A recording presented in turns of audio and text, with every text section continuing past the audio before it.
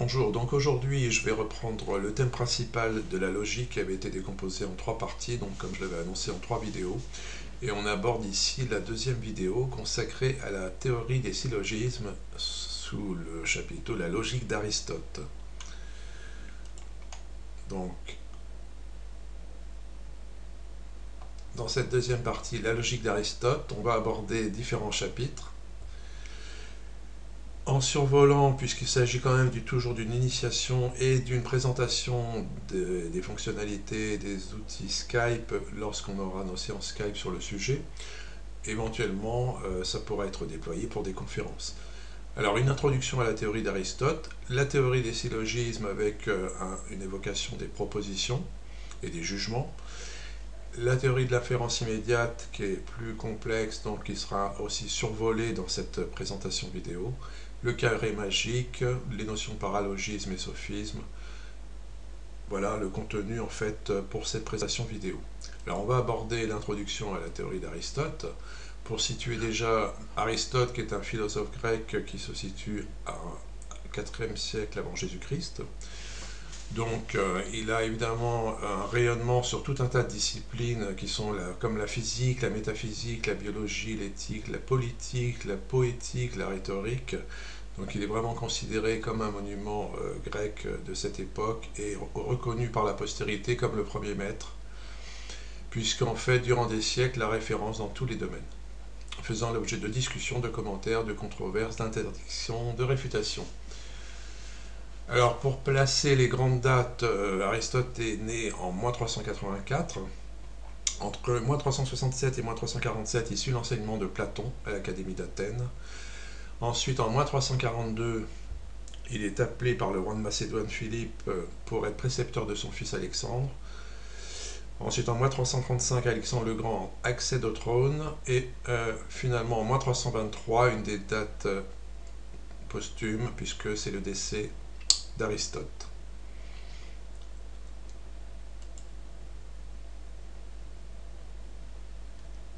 Alors, parmi les œuvres qui nous intéressent, puisque nous, on va se concentrer sur la partie logique, il faut savoir qu'en fait, Aristote a concentré un ensemble de volumes dénommés l'Organon, en fait, qui représente les volumes Introduction, le traité des catégories, le traité de l'interprétation, les analytiques, les premiers analytiques, les seconds analytiques, les topiques des réfutations sophistiques. Parmi tous ces ouvrages, les parties qui vont nous intéresser particulièrement pour la logique des syllogismes, ce sont l'Herménéia et les premiers analytiques.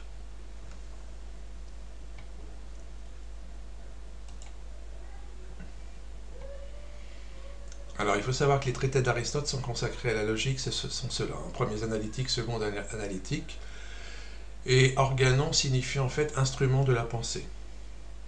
Donc il faut savoir qu'en fait dans cette œuvre, logique s'attache à la démonstration, c'est-à-dire au syllogisme qui partent de prémices vraies et premières et procédant de manière scientifique et rigoureuse.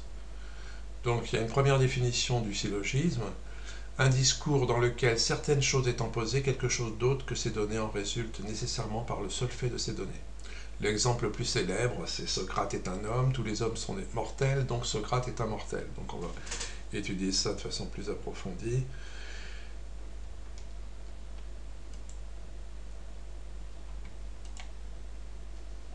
Il faut savoir donc ce qui va nous aider pour le cheminement en fait à l'intérieur de cette pensée d'Aristote, c'est les grands principes.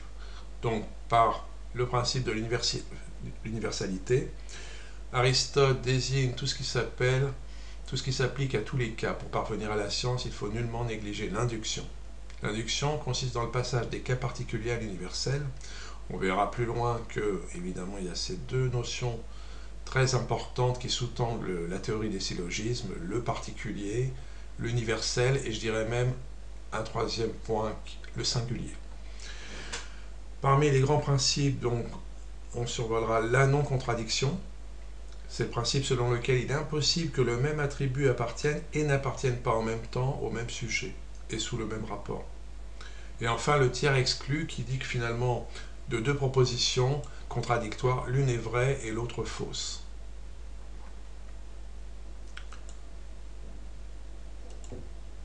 Alors la définition du syllogisme avec sa racine étymologique, syllogisme vient du grec syllogismos, lui-même décomposé par un préfixe sen, avec, et logos, le discours. C'est un raisonnement qui contient 3 propositions, la majeure, la mineure et la conclusion, telle que la conclusion soit déduite de la majeure par l'intermédiaire de la mineure. Donc on va rentrer sur la construction d'un syllogisme. Voilà ici un exemple célèbre, mais qui illustre en fait les 3 assertions majeures, mineures, conclusion. Donc vous voyez que finalement ce sont la majeure, si tous les hommes sont des mortels, c'est en fait situé en 2e position. La mineure, si tous les Grecs sont des hommes.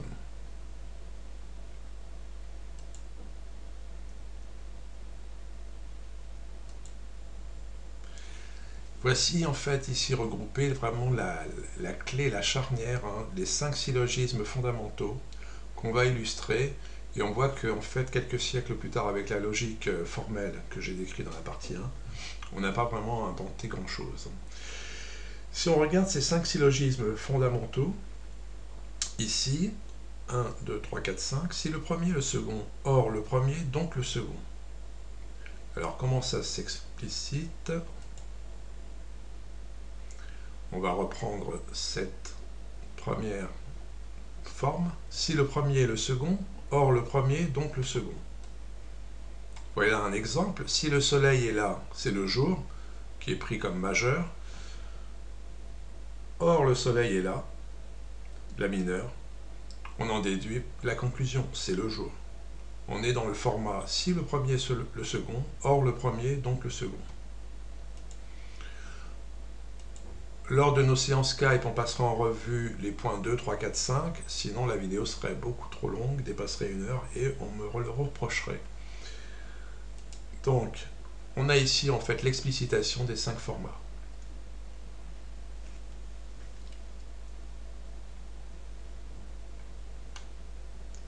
Alors on voit que ça a toujours été repris dans le Moyen-Âge, avec un syllogisme toujours composé de 3 propositions, la majeure, la mineure et la conclusion.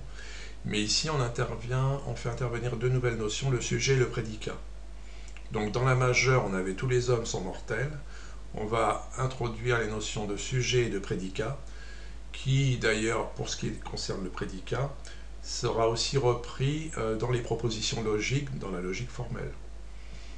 Puisque dès qu'on intégrera des variables, on intègre aussi la notion de prédicat pour définir les propositions qui s'appuient sur des quantificateurs et des variables. Donc ici, on reprend le même exemple, mais avec d'autres notions qui interviennent.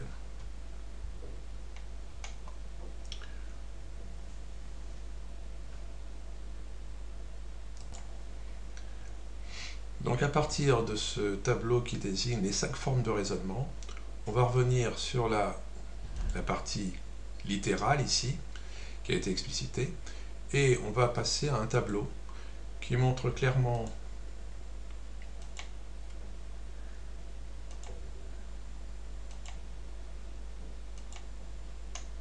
ici, les différentes traductions avec les conventions logiques d'aujourd'hui de ces 5 formats. C'est-à-dire si je reviens en arrière, vous voyez qu'on a ici 1, 2, 3, 4, 5. Je prends n'importe laquelle au hasard, là encore ce sera explicité lors des séances Skype ou lors d'une conférence. Si le premier, le second, or le premier, donc le second. Donc ça se traduit ici par P implique Q, or P, donc Q. Et on le traduit par une phrase logique ici, P implique Q et P implique Q.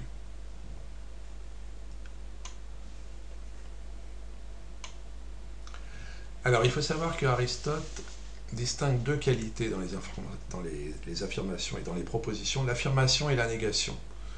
Donc dans une proposition affirmative, le sujet est prédicat.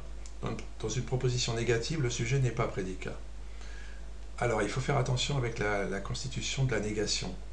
C'est-à-dire qu'une proposition affirmative attribue un prédicat à un sujet, tandis qu'une proposition négative affirme que le sujet n'a pas pour attribut le prédicat. Ça veut dire quoi concrètement? Que S et non P est une proposition affirmative. Par exemple, les dieux sont immortels, c'est-à-dire les dieux sont non mortels, est en fait une proposition affirmative. La négation, ça serait les dieux ne sont pas immortels. Après, ce qui est très important, c'est la déclinaison universelle particulière en ce qui concerne les propositions et les propositions indéfinies singulières. Donc un exemple de proposition universelle, tous les Grecs sont des hommes. Un exemple de proposition particulière, certains Grecs sont des hommes. De proposition indéfinie, les Grecs sont des hommes. Et en fait, les propositions singulières, Socrate est un homme. Donc ça, c'est important de bien faire cette différenciation entre les différentes qualités des propositions énoncées. Après, il y a une sorte de convention d'écriture pour pouvoir synthétiser tout ça dans des tableaux. Donc on aura l'habitude de noter les propositions affirmatives universelles de type A, celles particulières de type I, les propositions négatives universelles de type E et les propositions négatives particulières de type O. Tout ça est résumé dans un tableau synthétique qui nous permet d'identifier en fait la nature d'une proposition selon Aristote.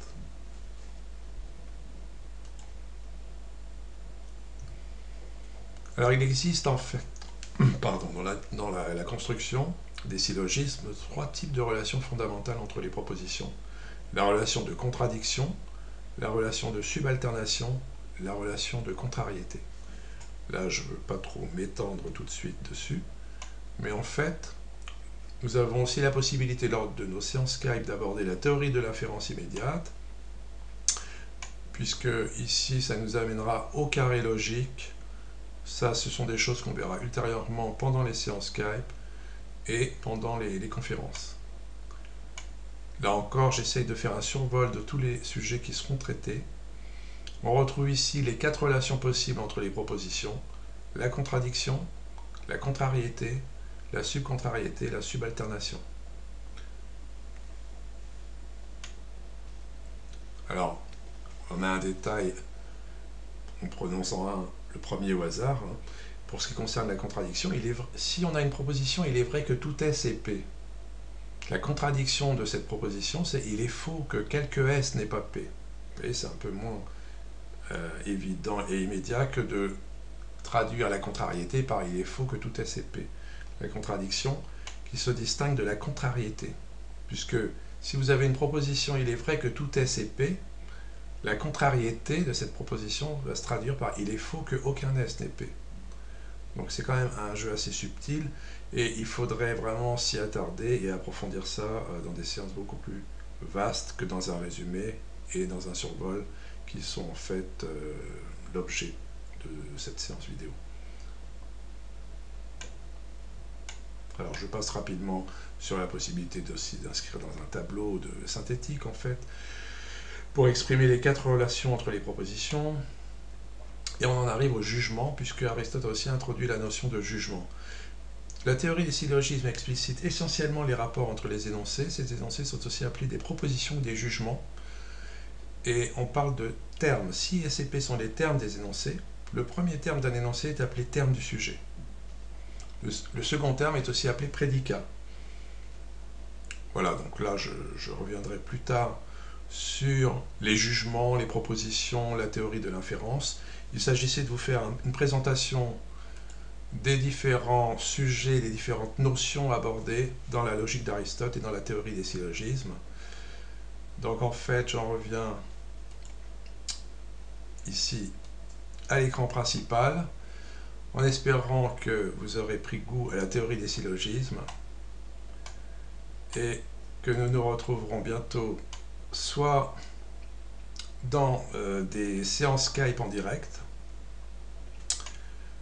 soit dans des conférences où je ferai la présentation des 3 parties synthétisées, avec la partie 1 sur la logique formelle, la partie 2 sur la théorie des syllogismes, et la partie 3 sur le syllogisme paradoxal. À très bientôt, au revoir.